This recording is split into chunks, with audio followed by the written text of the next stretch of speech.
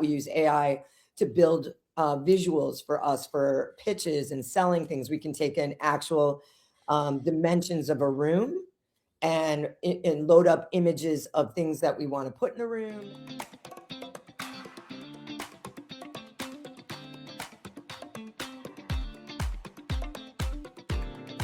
All right, so we made it 46 minutes in without talking about AI, but since you brought it up,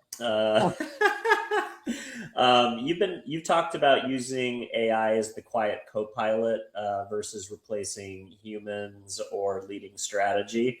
How is AI being used, in your opinion, for scoring personalized attendee Yeah. matching and the works that you're doing, figuring out a way to measure performance and some of the ROI questions that we had.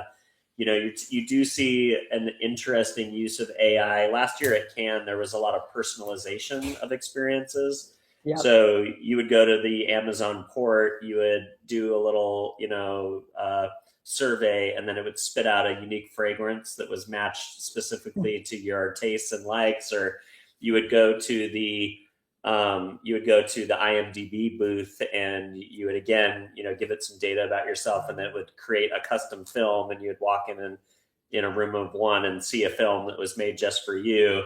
So there is this kind of cool part of like using AI to customize experiential marketing to make it more individual. I'd be curious, what are some of the coolest things that you think AI will do for the experiential industry without taking away, its essence, which is all the things that we've been talking about, which is a thirst for real life experiences.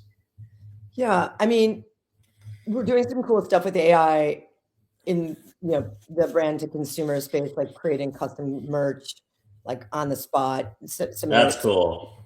like wearables, and you show us a picture of your dog and then tell us about your favorite day in the life, and it's like your dog and you in space, whatever it is. That's cool. Well, one that I'm thinking of, like I was at a Bush's Baked Beans activation at Expo West, and they had a place where you could get a apron Mhm. custom stenciled. So I got mine for my wife, and it's like I love beans, and it's like a funny apron, and like every time I see her in that apron, I laugh, and it's like I'm brought back to that moment. So yeah, the Perfect. custom That's is. a I feel perfect like that example. customization element is key. That's cool. But for yes, and I love that, and I do think that really, she's wearing the apron. Like Yeah. normally you would have brought her home a branded apron, and she'd be like, out of here. Right. So Yeah. It has to be great quality. It has to be something that people want to actually like.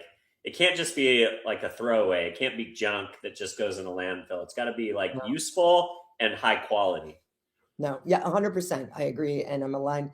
What I love about AI is really the back of house usage for us.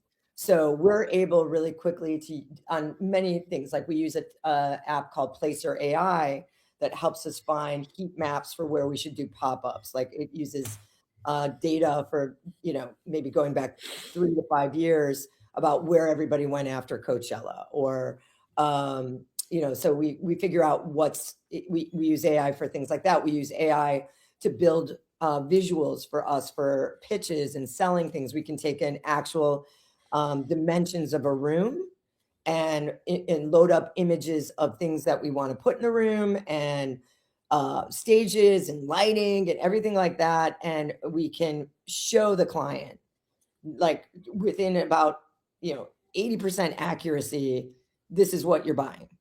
And we didn't have to spend a week rendering it, and thousands and thousands and thousands of dollars rendering it out. We can just show them, and so that's been really helpful in like communicating creativity. It's helping us with organizing data. So like I mentioned, the big project we're closing out right now, I mean, we did 667 events between January 15th and April 15th. And we're like analyzing that data through AI. Like, there's so much to unpack about the consumer engagements and the downloads of apps and appointments booked and all this stuff. So there's a lot of great work that's done, maybe not in the sexy consumer facing space, that's really helpful with AI and experiential. I love it.